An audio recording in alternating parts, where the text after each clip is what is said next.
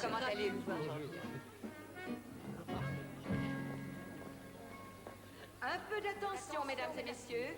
Veuillez regagner vos places et installez-vous confortablement car notre spectacle de magie est sur le point de commencer. La magie, la magie. Elle en fait une histoire. Il suffit d'une cape, d'une baguette magique, et on fait sortir un lapin d'un chapeau et tout le monde est épaté. C'est pas difficile. Seulement réussir une crème brûlée, ça, c'est autre chose. Et je suis ravie de vous présenter nos magiciens de ce jour, qui, je l'espère, sauront faire disparaître l'argent de vos portefeuilles. Et tout de suite, voici le plus grand des magiciens du monde, Simon le sorcier.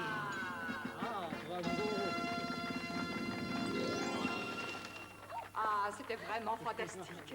Et maintenant, le fabuleux Maurice Gillette. Oui.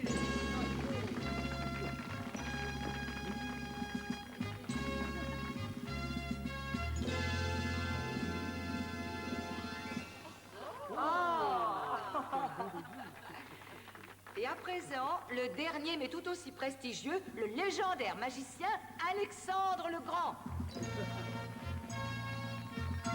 Merci beaucoup, je vous remercie, mesdames et messieurs. J'ai bien peur que toute cette agitation ne m'oblige à prendre un peu de repos. Il faut que je me détende. Et quel meilleur endroit pour arriver à trouver un délassement parfait que le fond calme de cette piscine. Voici un cercueil étanchéifié qui ne peut me fournir qu'une réserve de 15 minutes d'air. Mais je vais rester au fond de l'eau pendant 2 heures. Toujours prétentieux, Alexandre. Si seulement on pouvait réussir à le faire rester enfermé là-dedans définitivement. Vous connaissez tous le spécialiste qui suit mon mari, le docteur Blake. Il nous assure de sa collaboration, au cas où. Je vous dis à dans 2 heures.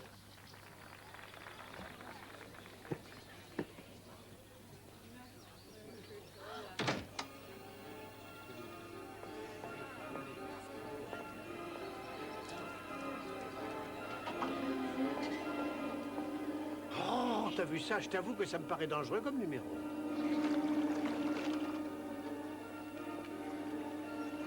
Pendant qu'Alexandre repose au fond de la piscine, notre spectacle de magie va continuer. Allez, vite, Cléopatra, viens me faire un baiser. Bien. Je crois que Cléopatra aurait besoin d'un changement de personnalité, n'est-ce pas? Oui, oui. Simon te demande de dire abracadabra. Abracadabra. Abracadabra.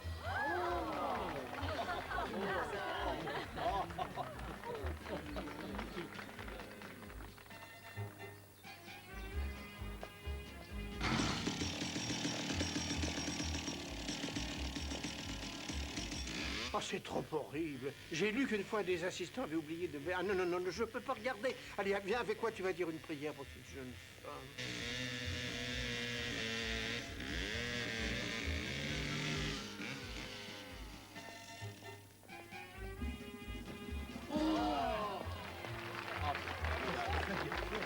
Et maintenant, mesdames et messieurs, il est temps de réveiller Alexandre le Grand.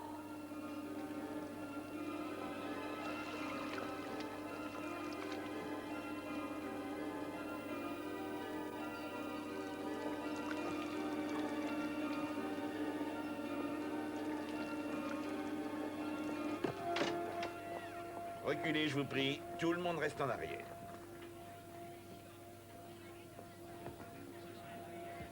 Docteur Blake, il est arrivé quelque chose. Il est mort. Il est mort? Oh mon Dieu, mais il se serait asphyxié ou noyé? Il a été abattu.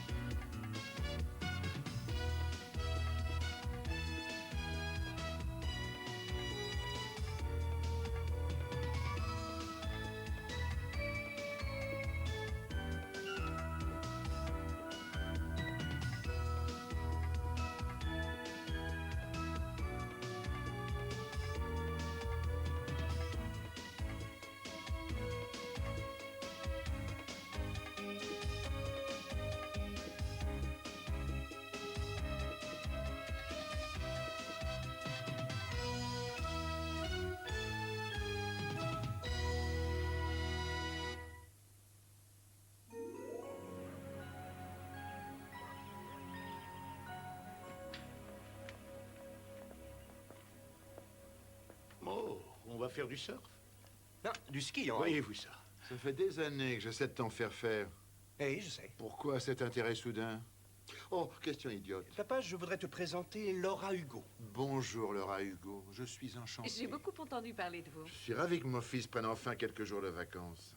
Jusque-là, il avait refusé de m'écouter. Nous allons quelques jours à Big Bear. Il faut me promettre de ne m'appeler que s'il se passe quelque chose. Par exemple? Eh bien, une enquête. N'y compte pas. Tu as eu ton quota de meurtre ce mois-ci. Bon, tu n'emportes pas un autre pullover? Il n'en aura pas besoin. Et surtout, n'oublie pas notre rendez-vous de samedi matin à 10 h. Ne t'inquiète pas, je ne le raterai pas pour un empire. Résidence Burke. Qui est-ce, Henri? C'est pour votre père. Merci. Oui, je peux venir. C'est parfait. Oui, alors, qui était-ce? Oh, mon comptable, il voudrait qu'on revoie mes déductions fiscales. Alors, bonnes vacances. Allons-y, on évitera les embouteillages.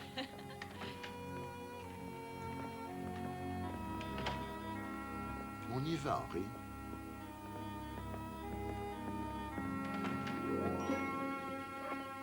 J'attends. Où a eu lieu le meurtre?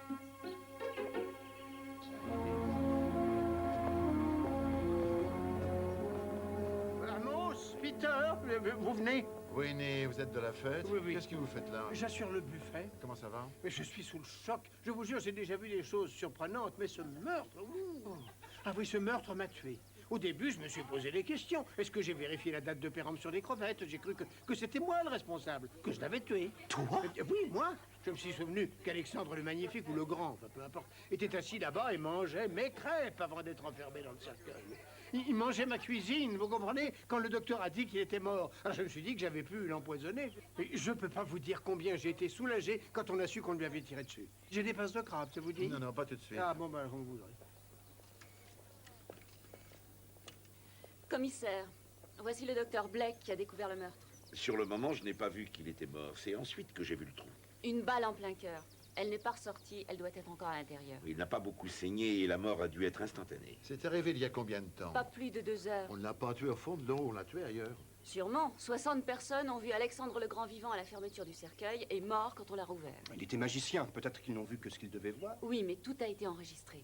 Une équipe de tournage filmait tout le spectacle. Comment est-ce qu'on pourrait tuer un homme dans un cercueil au fond de l'eau? Il y avait une arme dans le cercueil? Non, aucun revolver. La balle a peut-être été tirée à travers le cercueil. Aucun trou dans la paroi. D'ailleurs, tout est bien sec à l'intérieur du cercueil. Oui, mais peut-être qu'un tout petit homme avec un tout petit équipement de plongée s'est introduit dans le cercueil, a tué Alexandre le Magnifique et finalement s'est enfui pendant la confusion par un tuyau d'évacuation. Winnie, Oui, j'ai dû dire une bêtise. faites enlever le corps et emportez le cercueil au laboratoire. Amos! Oh, Amos, je suis si contente que vous ayez pu venir. Tout ceci est monstrueux. Qui a pu faire une chose pareille? En magie, comme en matière criminelle, la première question que doit se poser, ce n'est pas qui l'a fait, mais comment on l'a fait. Burke Dixie. Georgia, voici mon fils Peter. Oh, bonjour, mon chéri. Ravi de vous rencontrer. Rien de tel qu'un meurtre pour vous ruiner une fête de charité. Mon spectacle est à l'eau, si je puis dire. Et pourtant, je supporte parfaitement les tragédies. J'ai déjà enterré 4 de mes maris. Mais je me suis toujours arrangée pour que ce soit supportable. En fait, je crois que ce cher Noah est lui aussi sur le point de nous quitter. Docteur Blake, voudriez-vous aller examiner Noah? Veuillez vous assurer que toute cette agitation ne l'a pas trop perturbé. Tout de suite. Madame Stark, qui est cette femme là-bas? Oh, c'est Michelle Ryder, la propre fille d'Alexandre. Oh, la pauvre petite. Elle et son père ont justement eu une dispute horrible avant que ne commence la fête. Et maintenant, il est mort.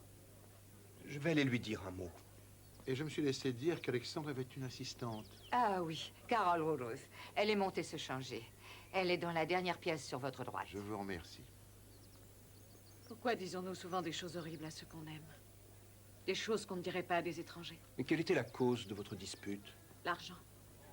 On se disputait toujours à propos d'argent. J'étais l'impresario de mon père. Non, je devrais dire j'avais été l'impresario de mon père. Et ça n'a pas duré? J'ai démissionné il y a 1 an. Mon père était toujours sur le point de déposer son bilan. Il voulait ce qu'il y avait de mieux, même quand il n'avait pas les moyens. Enfin, surtout quand il n'avait pas les moyens. Pourquoi être venu aujourd'hui? Il m'avait téléphoné, il disait qu'il voulait me voir. Juste un baiser, 2 sourires et... surprise, surprise, il m'a dit qu'il avait besoin d'argent. Et vous lui avez dit? Je lui ai répondu d'aller se regarder dans un miroir. C'est vrai, c'était l'un des artistes les mieux payés du monde et il quémandait de l'argent à sa fille au chômage. Il m'a traité d'ingrate. Je lui dis qu'il était désespérant. Et 2 ou 3 choses que je peux vous répéter. Et puis maintenant,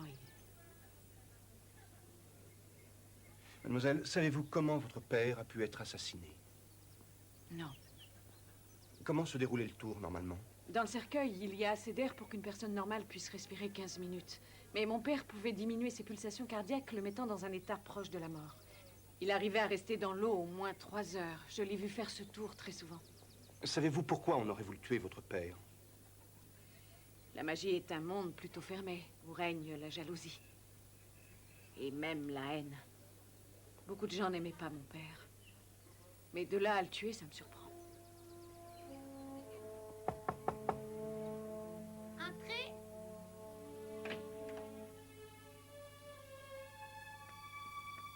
Bonjour. Oui, bonjour. Vous allez me faire sortir d'ici?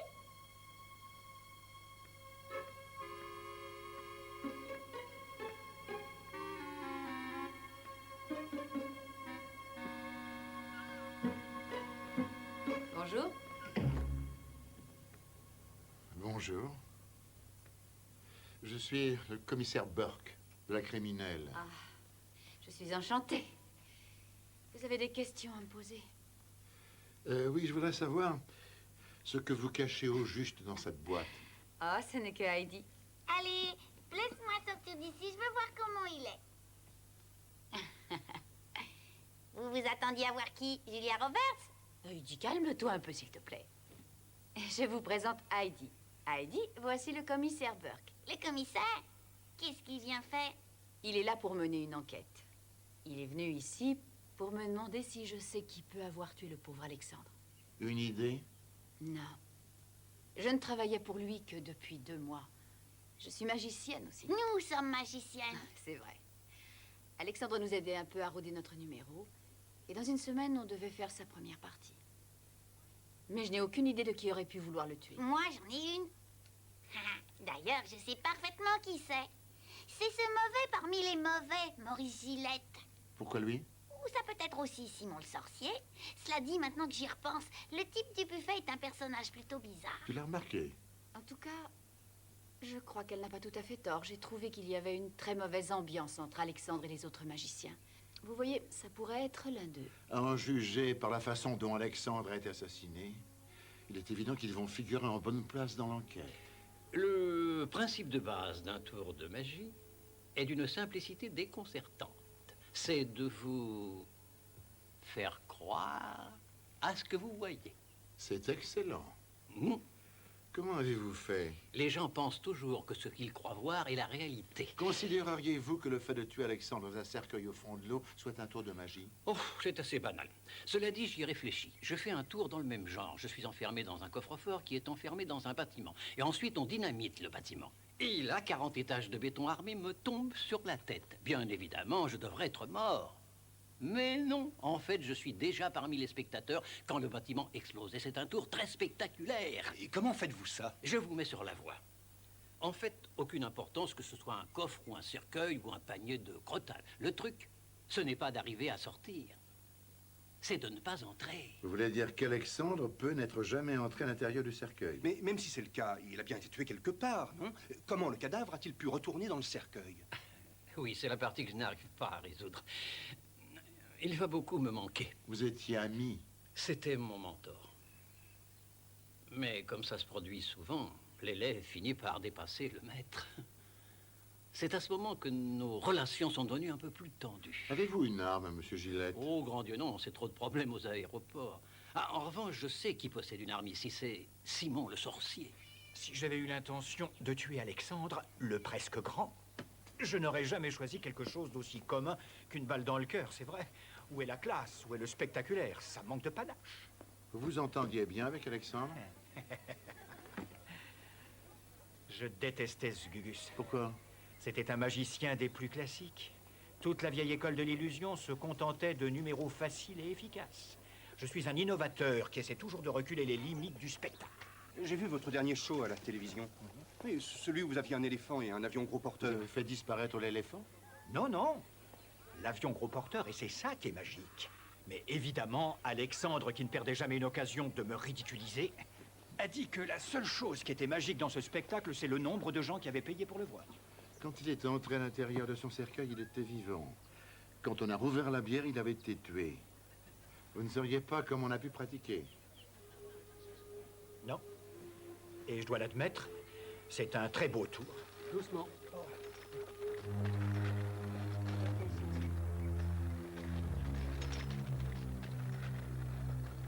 Est-ce que vous avez une arme? Je travaille avec des animaux dangereux, bien sûr que j'en ai une. Vous voulez nous la montrer? Tout de suite.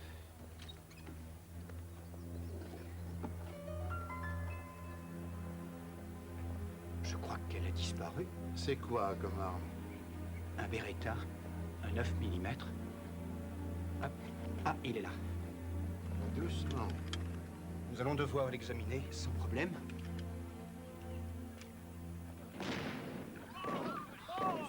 À terre, baissez-vous! Mettez-vous à couvert!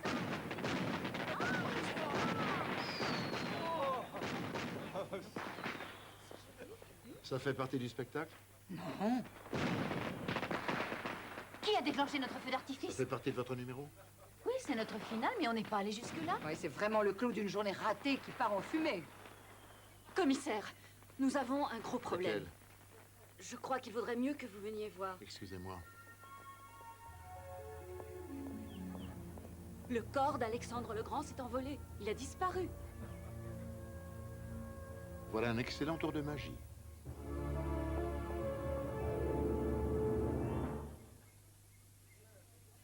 On était sur le point de charger le corps dans l'ambulance quand on a entendu le feu d'artifice. On s'est éloigné pour voir ce qui se passait, mais quand on est revenu sur place, le cadavre s'était envolé. Le feu d'artifice a servi à faire diversion. Mais pourquoi avoir pris le cadavre? Sans cadavre, difficile de prouver qu'il y a eu meurtre. Et il va être difficile aussi d'arriver à déterminer avec exactitude comment il a été tué. Si effectivement il a été tué.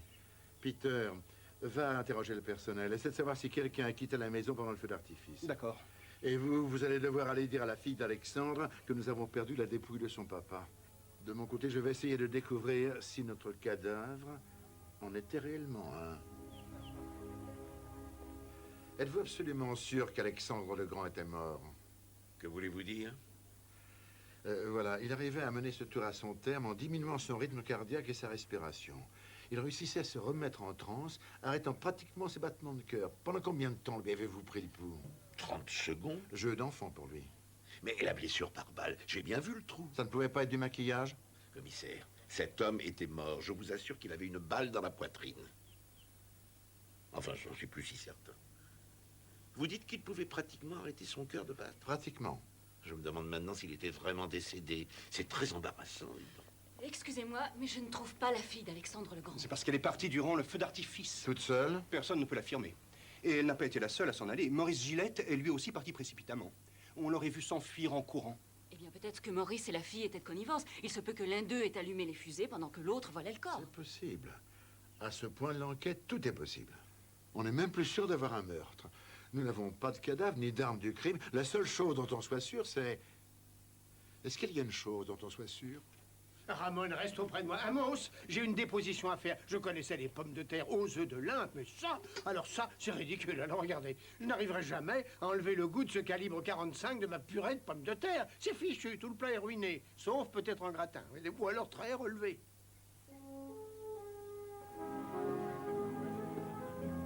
Colt calibre 45. Il manque une balle dans le chargeur. Beaucoup de purée, des résidus de poudre sur le canon. Il a donc servi il n'y a pas longtemps. Seulement, on ne saura pas si c'est l'arme du crime tant qu'on n'aura pas le corps. Quant au Beretta de Simon le Sorcier, il a tiré un projectile très récemment, lui aussi. Aucun impact, aucune douille dans le cercueil et aucun compartiment secret. C'est exact. On se retrouve avec peu de choses. J'ai quelques précisions sur Alexandre. Sa fille avait raison, financièrement, il était nul. Et je me suis renseigné sur elle.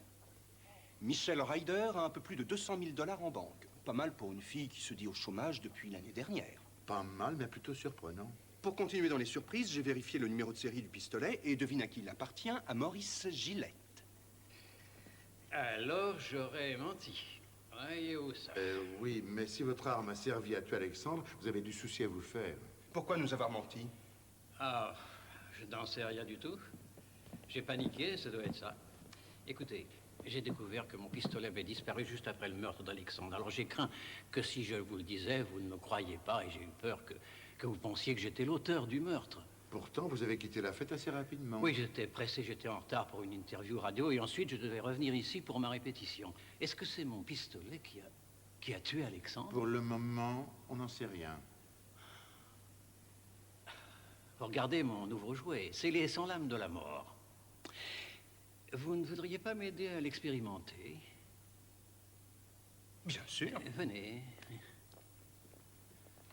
Alors, vous entrez à l'intérieur. Allons-y. Je referme. Comment se fait-il que vous ne sachiez pas si c'est mon arme?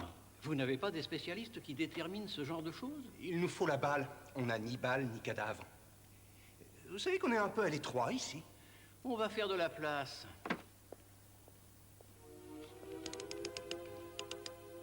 Vous sentez quelque chose? Non. Je ne trouve pas ça drôle du tout. Papa! Peter! Peter! C'est drôle, non? Tu mériterais tout. Pas de cadavre, alors? Alexandre le Grand a disparu de sa civière à peu près en même temps que vous avez quitté la fête. Papa, ouvre-moi. Ah, mais voilà qui est intéressant. Il se pourrait d'ailleurs que cela explique tout. Papa! Qu'est-ce que ça expliquerait? Peut-être qu'il n'est pas mort du tout. L'éternel rêve d'Alexandre avait été d'arriver à égaler Houdini, de réussir là où le maître avait toujours échoué lui-même. Ressusciter des morts. C'est un tour difficile. Celui-là est pas mal aussi. Oui, et d'après ce que je sais, il n'y a qu'une seule façon d'y arriver. Il faut éviter de mourir. Et justement, qui mieux qu'un magicien peut réussir à faire croire à sa mort? Vous ne sauriez pas où il peut être? Eh bien, s'il est toujours vivant, il est peut-être rentré chez lui.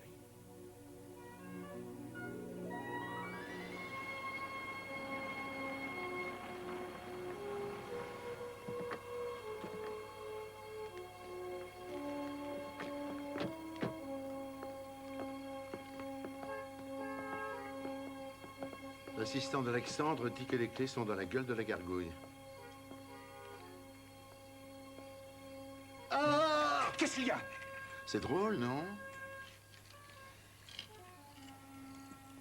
Un partout, mon cher fils.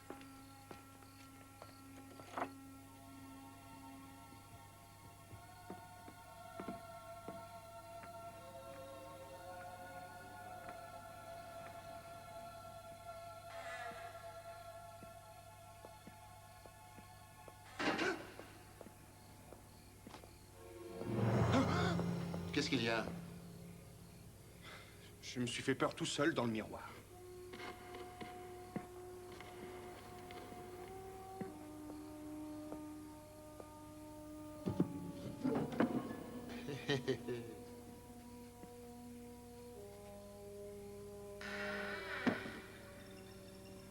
Mannequin de cire. Bonjour. Est-ce que c'est moi que vous cherchez?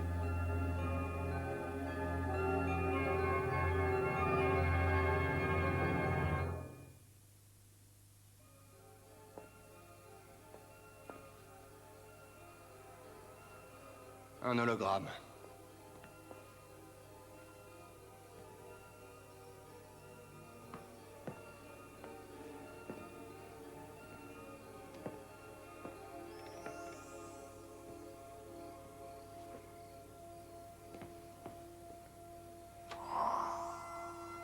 Bonjour. Est-ce que c'est moi que vous cherchez? Tu te demandes si ce n'était pas un hologramme dans le cercueil. Je crois que tu devrais aller discuter avec l'assistant d'Alexandre.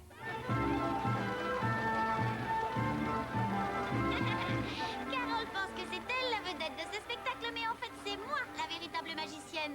Oh, ne l'écoutez pas, elle ne sait absolument pas de quoi elle parle. Puisque c'est ça, je vais faire mon dernier tour, et ce tour, ça va être la disparition de Carole. Tu veux me faire disparaître? Eh bien, j'avoue que j'aimerais voir ça. Petit, bas, petit, bout. Ouais, excellent, génial, wouh! Ah, bravo, c'est un numéro fantastique. C'est très gentil. Qui est ce merveilleux jeune homme aux yeux de braise? Je suis l'inspecteur Burke. Moi, c'est Heidi. Vous êtes célibataire? Heidi. Bon, alors vous l'êtes. Oui. Je vous remercie. Celui-là le laisse pas s'échapper. Il vaut mieux ne pas faire attention à ce qu'elle dit. 555, 54, 64. Elle adore la cuisine italienne et la country music. Elle est aussi folle des orchidées, mais les roses feront aussi bien l'affaire. Bon, je crois que cette fois... ça suffit. Et n'oubliez pas, 555, 54, 64. Désolée. Que puis-je pour vous? Alexandre avait commencé à expérimenter les hologrammes depuis un moment, mais il n'était pas encore prêt à les montrer en public. Et je suis sûre que c'était Alexandre dans le cercueil, pas un hologramme. Vous en êtes certaine? Absolument. Je l'ai vu entrer dans le cercueil, qui lui-même avait été immergé sous mes yeux. Je vous jure qu'il était bien dedans. Oui, mais alors, où est passé le corps? Vous avez été voir Simon le sorcier? Et pourquoi le saurait-il? Il y a environ 2 jours, Simon a menacé Alexandre de le tuer. Enfin, je crois qu'il l'a fait. Vous n'êtes pas sûr? Non, pas tout à fait. Voyez-vous, j'ai surpris une conversation téléphonique entre Alexandre et Simon. Ça ne m'a pas frappé tout de suite, mais quand j'ai vu qu'Alexandre avait été tué, je m'en suis souvenu. Et qu'est-ce que vous avez entendu exactement? Alexandre accusait Simon de lui avoir volé un de ses tours. C'est un crime capital parmi les magiciens. Alexandre était totalement hors de lui, il menaçait de l'attaquer en justice. Alors Simon a dû sûrement se mettre à hurler parce que Alexandre a éloigné le combiné de son oreille, comme on fait quand les gens parlent fort.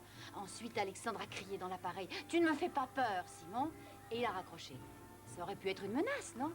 Je finirai par le savoir. Oui, mais Simon est au César Palace de Las Vegas. Ah, c'est très bien ça, ça me fera des vacances. Hein? Merci 1000 fois. Et n'oubliez pas, 555, 54, 64.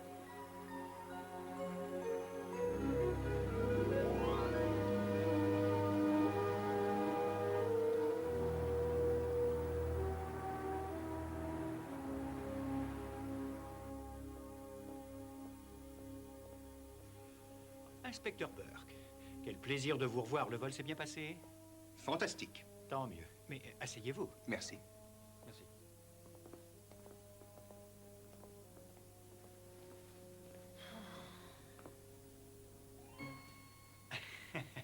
Ne vous inquiétez pas.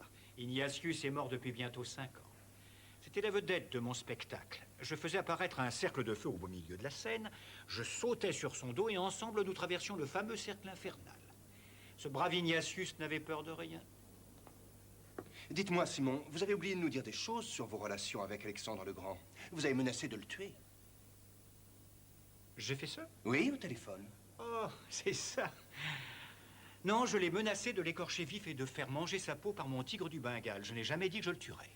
Est-ce que vous ne lui auriez pas volé un tour? Jamais. Pourquoi vous en accusait-il alors? Oh, il était toujours fauché.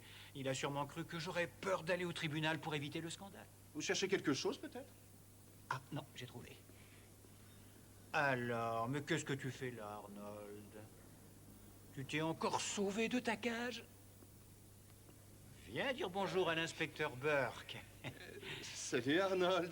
Tout le plaisir est pour moi.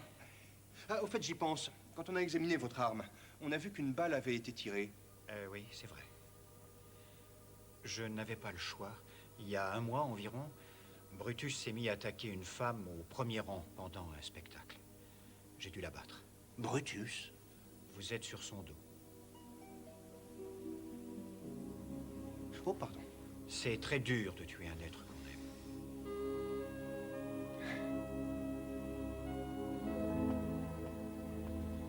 Quelque chose de grave est arrivé, Georgia? Oh, Amos, je n'arrive pas à croire que je vais me retrouver veuve à nouveau. Il n'y a donc aucune justice en ce bas monde. Pourquoi est-ce que c'est moi qui dois toujours faire l'expérience de la souffrance?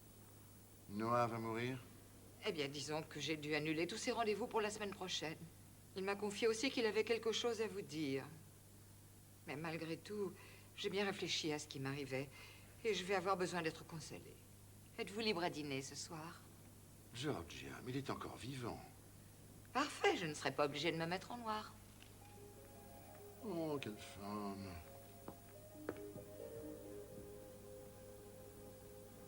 Comment va-t-il, docteur? Je suis fatigué. Qui est là? C'est moi, chérie, et le commissaire Burke. Ah, tant mieux. Approchez-vous, commissaire. Encore plus près. Essayez de ne pas le fatiguer. Je sais qui a déclenché le feu d'artifice. Ah bon? Pourquoi ne pas me l'avoir dit hier? Toute cette agitation m'avait épuisé et je m'étais endormi. Et quand je me suis réveillé, j'avais oublié tout ça. Seulement aujourd'hui, ça m'est revenu. Qui a fait ça? C'est la fille. La belle-fille ventriloque avec le pantin. Je ne sais plus son nom. Carole. Carole Woodruff. Oui. Vous mettrez une équipe en planque chez elle et à la fête foraine. Il faut me ramener Carole Woodruff rapidement. J'ai touché le jackpot. Simon le sorcier? Non, les machines à sous à l'aéroport. 500 $. Bon, parle-moi de Simon. Il n'y a pas grand-chose à dire. Il admet qu'ils se sont disputés, mais pas l'avoir tué. Et tu le crois? J'en sais rien, il est magicien. Son boulot, c'est l'illusion. Enfin, on a au moins appris qui avait déclenché le feu d'artifice. Noah Stark a vu Carole Woodruff, notre talentueuse ventriloque, gratter une allumette. Tu l'as fait arrêter? Elle a disparu. La fille d'Alexandre le Grand a disparu, le cadavre d'Alexandre a disparu, et enfin Carole Woodruff. 555, 54, 64. C'est le téléphone de Carole? Elle n'est pas chez elle, mais j'ai mis des hommes en planque. Elle a peut-être un répondeur. Salut, c'est Peter Burke. Ce message est pour Heidi.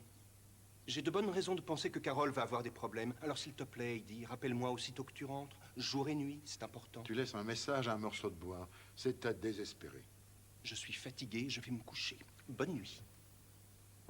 J'espère que tu n'as pas fait de projet pour samedi. Je serai là. Bien.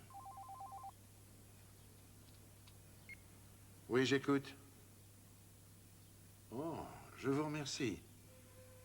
Peter, tu peux dire adieu à ton lit. Une alarme silencieuse vient de se mettre en marche chez Alexandre le Grand.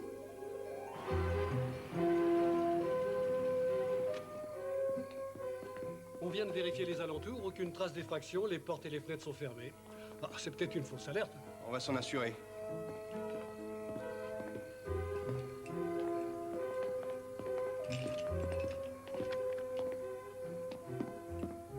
Vous deux, vous montez au premier.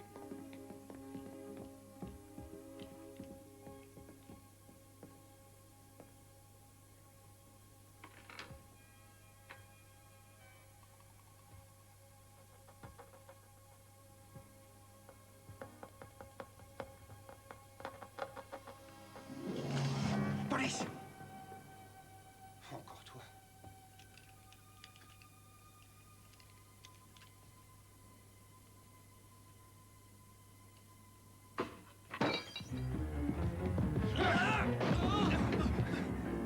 Désolé, Maurice. Et ça suffit, les disparitions. C'est Alexandre? Non, pas du tout, c'est un mannequin. Alors ça m'étonnerait beaucoup.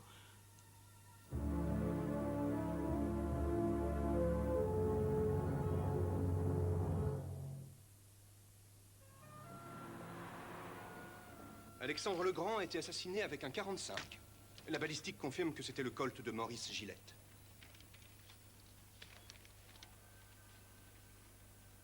Cette fois, on commence à avancer. Ça reste à voir. J'ai soumis Maurice au détecteur de mensonges. Il l'a passé sans aucune difficulté. Ce n'est pas lui qui a tué Alexandre, ni qui a volé son cadavre. Excuse-moi, Peter, mais qu'un magicien arrive à berner une machine, ça ne me surprendrait pas. Ni moi, mais je le crois. La seule chose dont il est coupable, c'est d'être entré par effraction chez Alexandre. Qu'est-ce qu'il faisait là? Il cherchait le carnet où il notait ses tours. Maurice se disait que s'il découvrait les secrets d'Alexandre, il deviendrait le plus grand magicien du monde. Très bien, supposons que ce soit vrai, et que Maurice soit seulement coupable de défraction. Qui a tué Alexandre? Je suis encore en train de chercher. Ici Burke. Oui, il est là. Allô? J'ai eu votre message. Où es-tu, Heidi? À Santa Monica, au bout du quai. Nous vous attendons. C'est Carole, elle veut me voir.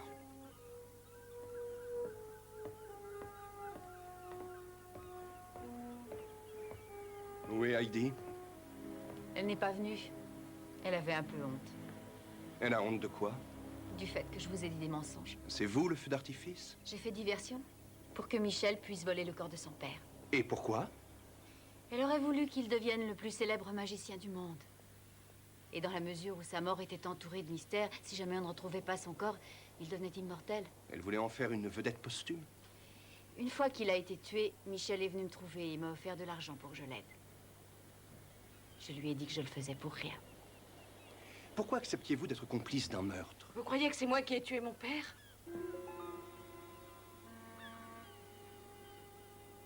Il avait tout découvert pour l'argent. Les 200 000 $ que vous lui avez escroqués, vous vous êtes disputé ce jour-là et vous l'avez tué. Non. C'est vrai que cet argent était à lui, mais je ne lui avais pas volé. Je l'avais secrètement mis de côté pour lui, pour qu'il ne soit pas sans rien quand il vieillirait. J'ai vraiment été maladroite, on dirait. Le mot est faible. Je sais que ça peut paraître idiot, mais quand j'ai vu mon père mort, la première pensée qui m'est venue à l'esprit, ce fut de réaliser son rêve. L'immortalité. J'ai eu envie de le faire disparaître une dernière fois. C'est plus facile à dire qu'à faire.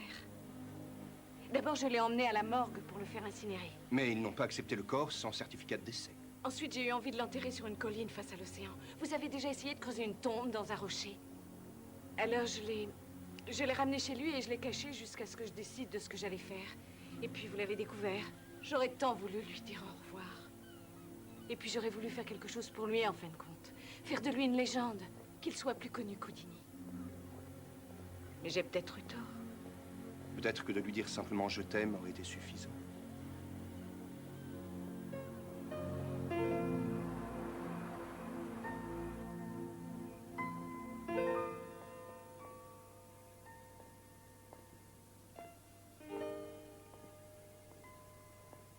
Ça m'ennuierait que tu me lâches samedi prochain. Je compte sur toi. À 10 h. Je serai présent. Je te le promets. Mais tout d'abord, il faudrait peut-être qu'on résolve ce meurtre. Le fruit doit être bien mûr avant d'être cueilli. Oh, voilà un Burke Dixit très triste. Non, j'ai piqué ça dans un film de Tarzan. J'ignore le sens profond de cette phrase. Cela dit, elle me fait penser qu'on a beaucoup de fruits pourris ici. Ah, souviens-toi de ce que tu as dit. On n'arrivera jamais à trouver l'assassin tant qu'on n'aura pas compris comment il a fait. Voilà, ça c'est un Burke Dixit triste. Bien. Allez, viens, on va essayer de trouver notre meurtrier.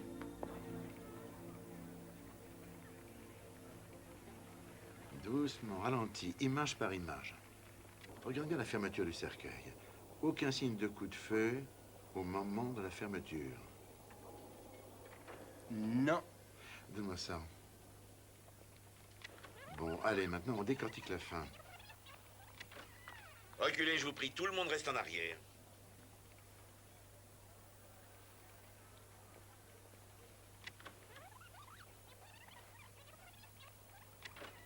Reculez, je vous prie, tout le monde reste en arrière. Il est mort. Une minute. Il n'y a qu'une personne qui peut avoir assassiné Alexandre le Grand. Tu sais qui l'a tué? Savoir et prouver sont deux choses différentes. Bon, écoute-moi. Il est temps maintenant que je t'apprenne un beau tour de magie. Ou comment transformer un vrai meurtre en asphyxie naturelle. Je crois que nous avons résolu l'énigme du meurtre d'Alexandre. Mais pour le prouver, je vais avoir besoin de votre aide. Voudriez-vous tous reprendre les places que vous aviez au moment où le cercueil d'Alexandre a été sorti de l'eau et ouvert? Carole, avec vos assistants, vous allez m'enfermer là-dedans, comme Alexandre l'a fait pendant son tour.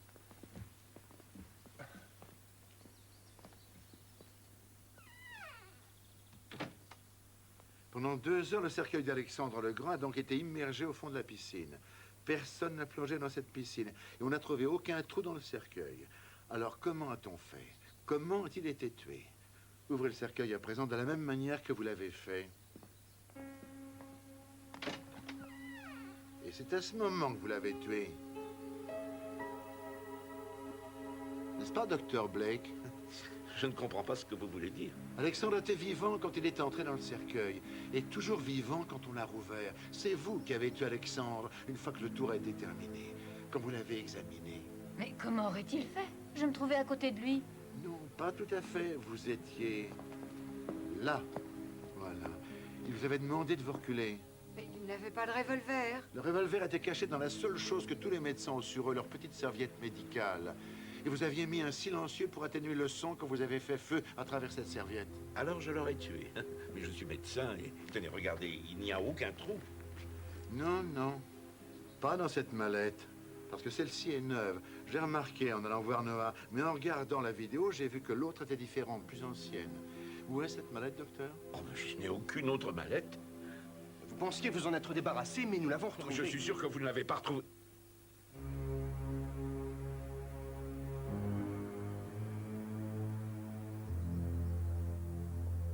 C'est vous qui avez tué Alexandre le Grand, n'est-ce pas, docteur? Oui. Pourquoi? Docteur Blake, je suis au courant pour votre fille. Dès qu'on a eu des soupçons, il n'a pas été difficile de découvrir votre mobile. Ma fille et son mari habitaient New York et l'année dernière, ils sont morts dans un accident de voiture, tués par un chauffard ivre. Alexandre le Grand. Il a disparu après l'accident. Et le matin suivant, quand il s'est présenté, il était à jeun. La police a pu prouver qu'il avait bu dans un bar, mais pas qu'il avait repris le volant de sa voiture. Ce fut le plus grand tour de sa carrière, échappé à la prison. Le jour des funérailles de ma fille, j'avais promis à ma petite Diana et à moi-même qu'Alexandre le Grand paierait. J'ai demandé à Georgia de choisir le thème de la magie pour son gala de bienfaisance annuel. Ensuite, je suis allé voir les numéros d'Alexandre. Et c'est là que j'ai imaginé comment j'allais m'y prendre. Avec mon pistolet? J'ai eu un peu de chance. J'avais apporté mon propre pistolet, mais quand j'ai vu le vôtre, au moment de votre installation, je n'ai pas hésité. Vous incluant dans l'histoire, je brouillais les pistes d'autant plus. C'était un bon numéro, je trouve. Non, docteur. C'était un meurtre.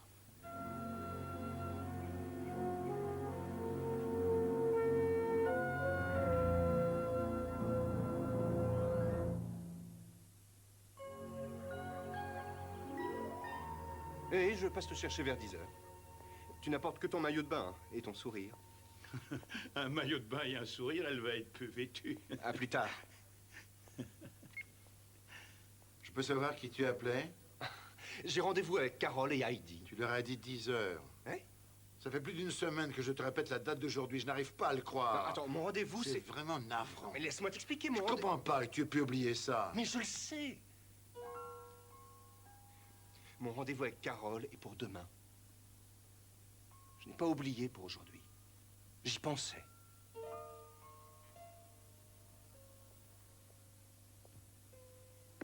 On y va?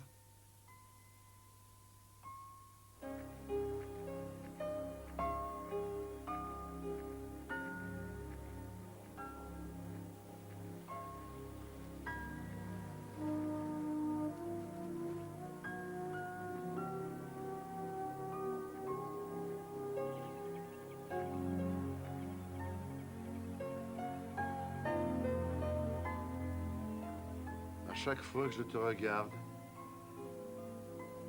je vois ta maman.